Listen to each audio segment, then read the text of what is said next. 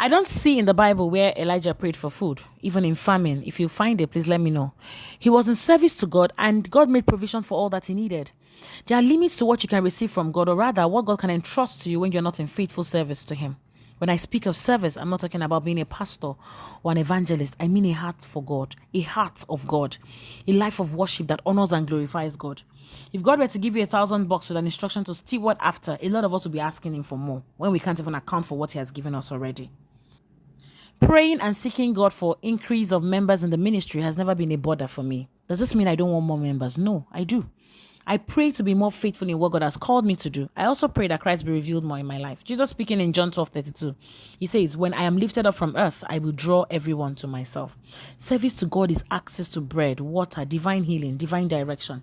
Exodus 23:25 says, and ye shall serve the Lord your God, and he shall bless thy bread and thy water, and he will take away sickness from the midst of thee.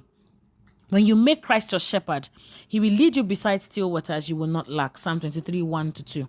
A lot of us want God to serve us rather than serving God. In John chapter 9, when Jesus healed the blind man, after telling him to wash in the pool of Siloam, the Pharisees inquired of him how Jesus had healed him and even called Jesus a sinner.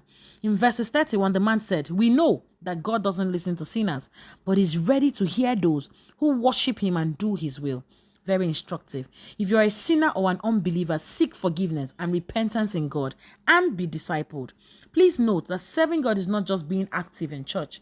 It is contributing to the enlargement of God's kingdom and the growth of the church. 1 Corinthians 3:9. Make it a priority to serve God. God bless you.